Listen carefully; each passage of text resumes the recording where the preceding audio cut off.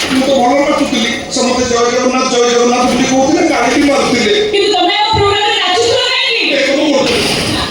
ବଡ଼ ପାଟି କରୁନି ଯଦି ନନା ଶୁଣିଦେଲେ ସବୁ ସରିଯିବ। ମୋ ନନା ଆମ ଅଞ୍ଚଳର ସବୁଠୁ ବଡ଼ ପୁରୋହିତ। ମୋର ପାଠଶାଠ ହେଲାନି କର୍ମକର୍ମାଣି ଜାଣିପାରିଲିନି ସେଇଥିପାଇଁ ଏବେ ଲୁଚି ଲୁଚି ନରୀ ଗୋଗେଇଙ୍କ ସାଙ୍ଗରେ ବୁଲି ବୁଲି ରୋଷେଇ କାମ କରୁଛି।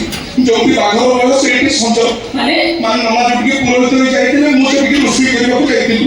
ମୋ ବାପା ଯେମିତି ନନାକୁ ଦେଖିଦେଲି ଭୟରେ କ୍ଷୀରି ହାରିକେ ସେଠି ଜାଗାରେ ଲୁଣ ଢାଳିଦେଲି। ବାড়ি ପକେଇଲେ ନନା କିଛି ବାହାରିବେ ବୋଲି କହୁଛନ୍ତି। କୁଆଡ଼େ ଯିବେ କିଛି ବାଟ ପାଇଲେନି ତ ମୁଁ ବେଶ ଘର ଭିତରେ ପଶିଗଲି। କଣ କରିବି କିଛି ପାଇଲିନି ଏଇ ପୋଷାକଟା ପାଇଲି ମଡ଼େଇ ପକେଇଲି।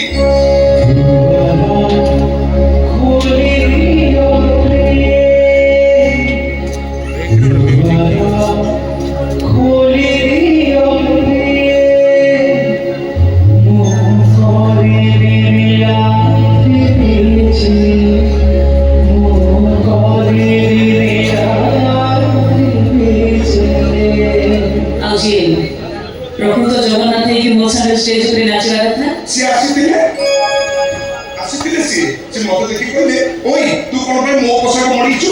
ମୁଁ ତାଙ୍କୁ ଗୋଡ଼ ତଳେ ପଡ଼ିଗଲି ଡଗଡ କରି ସବୁ ସତ କଥା କହିଦେଲି। ସେ ସବୁ କହିଲେ ହଉ ମୁଁ ପଳେଇ ଯାଉଛି ପ୍ରଭୁ ଜଗନ୍ନାଥ ଦୟା କରନ୍ତୁ ତୁ ବଞ୍ଚିଯା।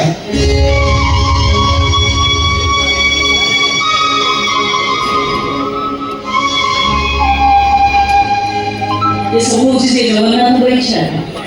ତାହାରି ନଥିଲେ তুমি ରୋଷେଇ କରିବାକୁ ଆସି ଷ୍ଟେଜ ଉପରେ ମୋ ସାଙ୍ଗରେ ଜଗନ୍ନାଥଙ୍କ ବେଶରେ ନାଚିଥାନ୍ତ କେମିତି?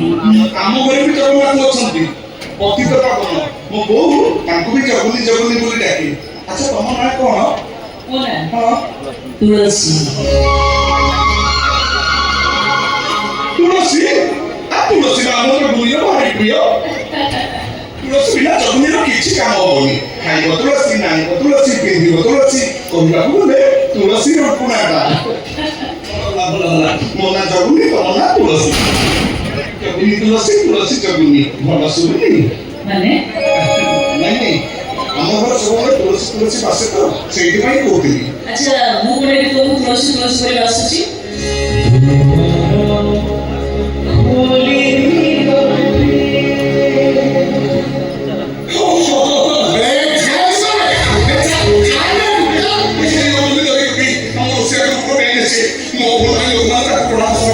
ମତେ ପାଇଲେ ଜୀବନରୁ ପାଇ ପକେଇଲି। ମୁଁ ଏକ ବେଶ ଘରରେ ଲୁଚିଛି କାହାକୁ କିଛି କହିବନି କାହାକୁ